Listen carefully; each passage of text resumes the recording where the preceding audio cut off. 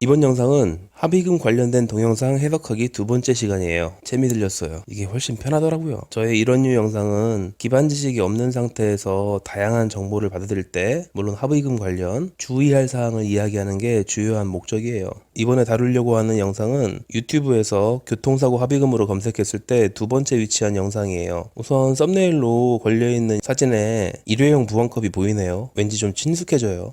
그런데 이건 일회용 부원컵 때문이 아니라 제목을 보고 깜짝 놀랐기 때문에 첫 번째 영상보다 먼저 재생해 본 거예요. 접촉사고 개인 합의금이 520만 원이라니. 제가 자동차 보험 치료 경력이 횟수로 19년째예요. 그 19년 동안 접촉사고로 500만 원을 넘기는 합의금을 받은 일반 직장인 환자분을 본 건 단 한 명밖에 없어요. 정말 특수한 경우라고 생각하고 앞으로 그 정도 받아낼 능력이 있는 분은 없을 것 같아서 언급을 아예 안 하고 있었는데 골절 미만의 합의금으로 500만 원을 넘긴 사람이 또 있었다니 뭔가 반갑기도 하고 신기하기도 하고 그래서 한번 재생시켜봤죠. 근데 영상을 다 봤더니 20만 원은 대인과 크게 관계없는 별도의 항목으로 받은 거고 가족 4명의 합의금 총 합산이 500이었던 거더라고요. 심지어 입원까지 했었으니까 영상의 제작자분은 너무 적은 돈에 합의를 봤다는 그런 후회를 하고 계시더라고요. 사실 평균보다는 조금 낮은 수준인 것 같기는 한데 그렇다고 뭐 보험사에 엄청 당한 것 같지도 않아요. 혹시 제 이전 영상을 보신 분들은 알겠지만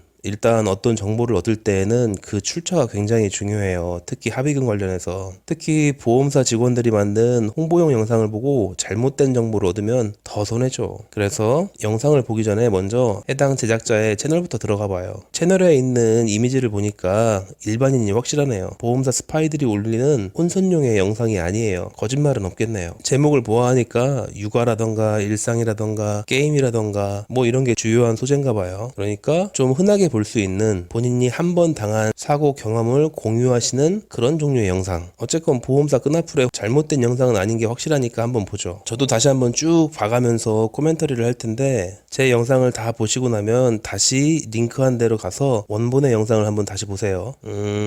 사고 직후의 행동 요령 이건 그냥 넘어갈게요. 지금 제 영상을 보시는 분들은 당연히 사고 난 이후에 보고 계시겠죠. 이미 사고는 났을 테고 차차 합의를 준비하는 중이실 테니까 사고 당했을 때의 대처 요령은 벌써 한참 전에 지나간 과거 얘기일 테니까 넘어갈게요.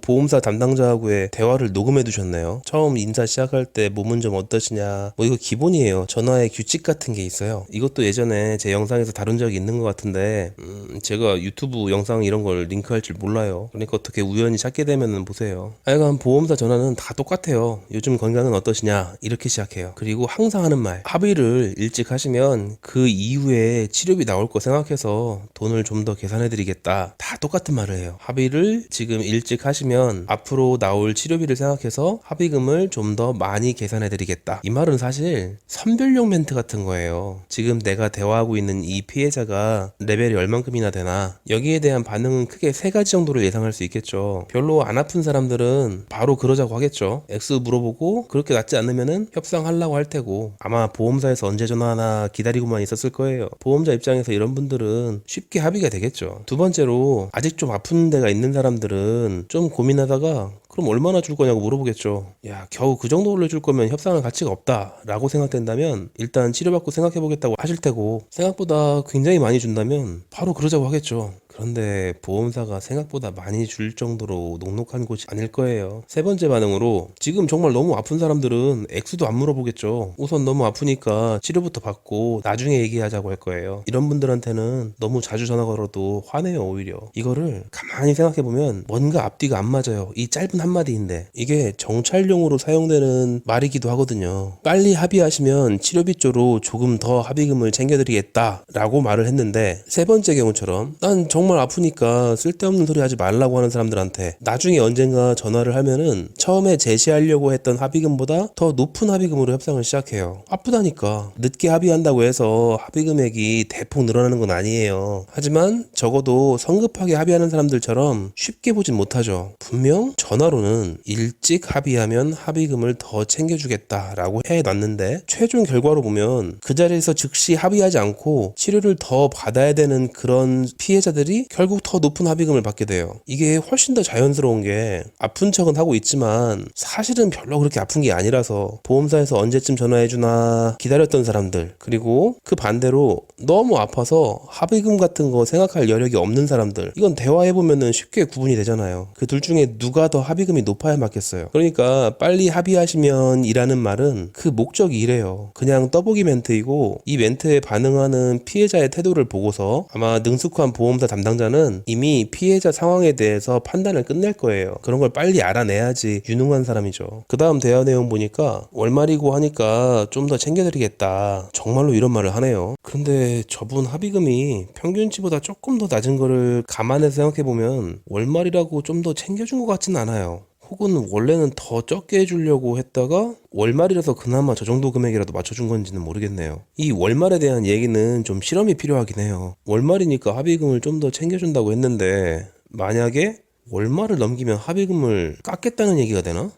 누가 그것 좀 물어봐줬으면 좋겠는데, 솔직히는 그냥 합의금을 많이 주는 것처럼 보이게 하는 장치로 사용되는 말인 것 같긴 한데 자세히는 모르겠어요. 그리고 대화 내용에 실제 금액을 제시하는 부분이 나오네요. 어머니는 227만 원인가 줬다, 그러니까 운전자분한테는 그에 맞춰서 비슷하게 드리겠다, 그리고 사모님은 가정주부니까 좀 적다, 그래서 150을 드리겠다, 애들은 각각 많이 올려줘서 한 사람당 35만 원씩 주겠다, 이렇게 보험사에서 먼저 제시를 하네요. 전에도 얘기했는데 보험사에서 먼저 제시하는 경우가 있고 피해자한테 생각하는 금액을 말하라고 하는 경우가 있어요. 그러니까 보험사에서는 대충 한 440만 원 정도를 제시한 꼴, 거기에서 피해자분과 보험사가 밀고 당기기 하면서 최종 결정 금액은 500만 원으로 났대요. 거기에다가 그 외적인 부분으로 20만 원을 추가해서 520만 원이 된 거지만 어쨌건 대인 합의금은 4식구 합해서 500만 원, 4명 합의금으로는 좀 적은 것 같긴 한데 어쨌건 그렇게 아주 적게 받은 것도 아닌 것 같아요. 영상을 보다 보니까 유튜브는 어그로를 끌어야 된다고 하던데 그 말이 맞나 봐요. 저도 이 영상을 눌러볼 때는 마치 1인 합의금이 520만 원인 것처럼 보여가지고 눌러봤는데 어쨌건 한번 내용을 보게 만들었으니까. 이분 합의금은 사실 분석하기가 어려워요. 일반인이 만든 거라서 제일 중요한 항목이 아예 아무것도 안 적혀 있어요. 우선은 상해 등급이 몇 등급인지에 대한 그런 진단 내용이 안 나와 있죠. 입원을 했다고 하는데 누가 며칠이나 했는지도 아예 안 나와 있고, 애들은 입원 안 했나 보다 이런 정도는 알 수 있고, 입원을 했다고는 돼 있는데 본인만 입원을 한 건지 부인도 입원을 한 건지 그런 내용도 안 보이고, 퇴원한 후에 통원 치료는 며칠이나 받은 건지, 일반적으로 합의금 계산할 때 사용되는 모든 변수가 아무것도 안 나와 있어요. 그냥 대략적으로 따졌을 때 만약에 이 네 가족분들이 아무도 입원하지 않았고 전부 다 통원 치료만 받았다고 생각하면은 성인이면 한 사람당 150만 원 정도 받는 게 그렇게 어려운 거 아니고,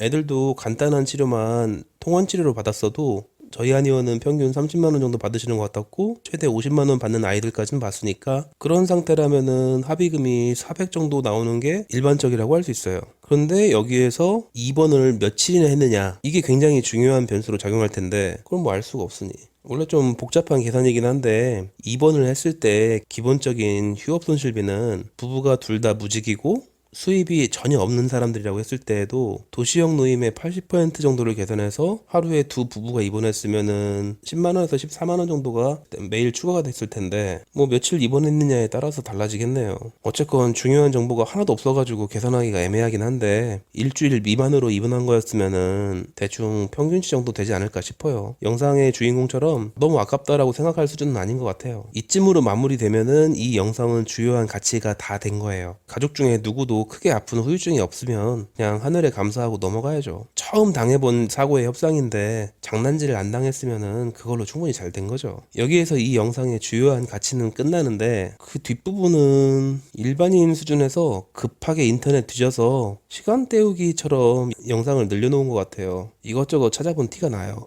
합의 팁이라고 하면서 정리해 주신 것 중에 하나를 예를 들어서 피해자가 먼저 합의하자는 전화를 걸진 말래요. 보통은 그렇죠. 근데 거의 보험사에서 먼저 전화가 와요. 아마 피해자가 먼저 보험사에 전화를 걸어서 합의 얘기를 꺼내면 이게 보험사로서는 쉬운 상황이 될 것 같긴 해요. 난 이제 아프지 않으니까 합의금 얼마쯤 줄래요? 라고 물어보는 꼴이 돼버리잖아요. 분명히 피해자가 이제 별로 안 아프거나 좀 급전이 필요하거나 그렇다는 얘기잖아요.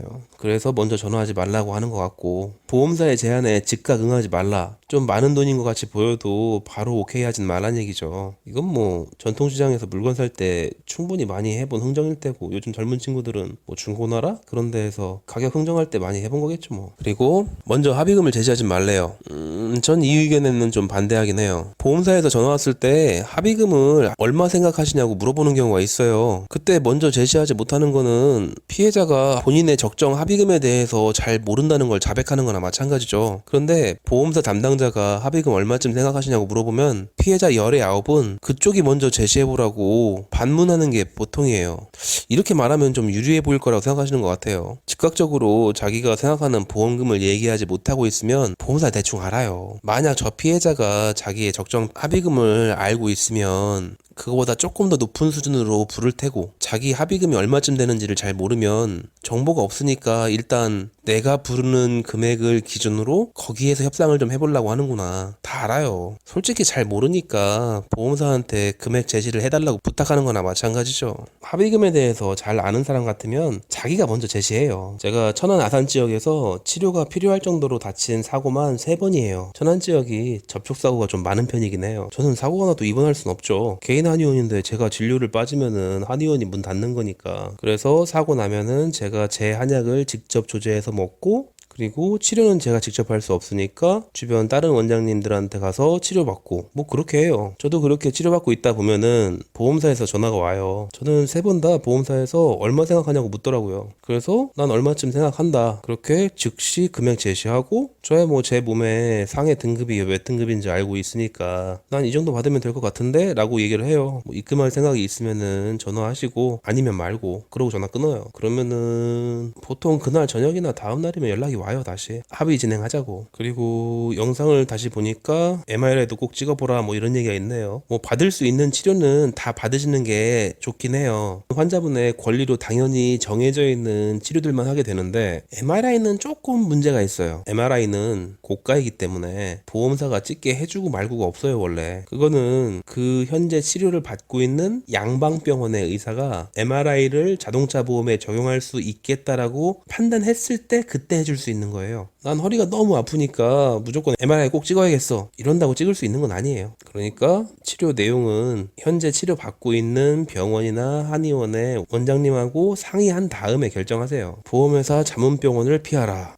이게 급조한 티가 나는 건데, 한때 유행했던 단어죠. 자문병원. 요즘은 그런 말을 들어본 적이 없어요. 굉장히 옛날 자료를 찾아보셨나봐요. 저도 이런 얘기가 있다는 얘기는 들어봐서 혹시라도 자문병원 얘기라는 게 나오면은 뭐 피하라고 하긴 하는데, 일단 보험사가 추천하는 병원은 피하는 게 좋긴 하겠죠. 왜 자동차 공업사도 그렇다잖아요. 보험사가 추천하는 공업사는 절대로 피하라고, 자기가 원래 다니던 카센터나 공업사를 이용하라고, 그런 거랑 비슷하다고 생각하시면 되겠어요. 그리고 만약에 자문병원이라는 게 있어도 그 병원장은 자기가 교통사고 보험사의 자문병원이라는 얘기를 안 할 것 같아요. 그 보험사에 대한 자문료로 받는 돈보다 환자들이 싫어해가지고 기피하게 됐을 때 생기는 손해가 훨씬 클 테니까. 그 다음 내용에 보험사에서는 한방병원을 두려워한다, 이게 보험사 사람들끼리 하는 대화를 들어본 적이 있는데, 이분들은 뭐 두려워한다 이런 말 되게 싫어해요. 우리는 모든 걸 다 법적으로 하는데 두렵긴 뭐가 두렵냐 뭐 이런 거죠. 법대로 하면 두려울 게 없지. 근데 확실히 보험사는 입원을 싫어하고 한방치료를 싫어해요. 되도록이면은 통원치료를 했으면 좋겠고, 입원을 한다면은 퇴원 후에 바로 합의를 했으면 좋겠고, 확실히 한방치료 싫어해요. 한의원 간다고 하면 왜 그런 데를 가냐고, 옆에 있는 어디 외과로 가시라고 그렇게 유도해요. 어쨌건 보험사는 입원도 싫어하고 한방치료도 싫어하는데, 한방병원은 이 두 가지를 다 하죠. 그리고 이걸 따로따로 받아도 싫어해요. 입원은 양방병원에서 했고, 퇴원한 다음에는 한의원 치료하고. 그럼 이것도 똑같거든. 보험사에서 왜 한의원을 싫어하냐면, 이게 우리나라의 수가제도 때문인데, 이해하기 어려우시면 어떤 의료기관을 들어갔을 때 원장이 많이 움직이는 거는 싫어해요. 왜냐하면 원장이 움직일 때마다 전부 다 비용이 발생하거든. 우리나라 보험체계는 그래요. 의사가 얼마나 움직였냐, 그리고 얼마나 힘들게 움직였냐. 그러니까 의사가 가만히 앉아서 진통제 처방만 슥슥 해주면 끝, 이런 데를 좋아할 수밖에 없어요. 어쨌건 한방병원을 무서워한다는 얘기를 하면은 보험사 쪽에서는 기분 나빠하지만, 확실히 피해자가 한방병원이나 한의원에 다니는 거는 좀 싫어하긴 하더라고요. 그 다음에 기억나는 게 멍든 사진을 찍어 놓으라. 이게 잘 몰라서 그러는 건데, 합의금은 상해 등급에 따라서 기준 금액이 결정이 돼요. 그런데 멍든 거는 최하 등급인 14등급이에요. 14등급 4등급 상해가 1개가 있던 100개가 있던 어쨌건 14등급이에요. 그런데 교통사고 나면 되게 목이나 허리를 삐끗하는 데가 생기잖아요. 그게 12등급이에요. 그러니까 합의금이 높아질까봐 자기 몸 여기저기 사진을 꼭 찍어가지고 보험사 담당자한테 전송해주고 뭐 그럴 필요까지 없어요. 일단 이 영상을 대충 훑어봤는데 보험사 담당자하고의 통화 내용을 들려주신 거 이외에는 사실 썩 도움이 될 만한 내용은 없어요. 그러니까 지금 교통사고 합의를 준비 중이신 분이 크게 건질 건 없는데 그래도 어쨌건 통화 내용 적어도 보험사 담당자들이 조금 함정 같은 말을 늘어놓는다고 할지라도 그래도 대부분 정중한 태도를 유지한다. 그리고 보험사하고의 대화 내용을 한번 들어봤으면 뭐 그것만으로도 간접 경험이죠 뭐. 어쨌건 지금 합의를 처음 해보시려고 준비 중인 거잖아요. 평생 합의를 해본 적이 없으실 테니까 일단은 뭐라도 정보를 얻어두긴 하시되 앞서 말했듯이 보험사 사람들이 홍보하는 영상들은 거르시라. 그건 좀 기억해 두세요.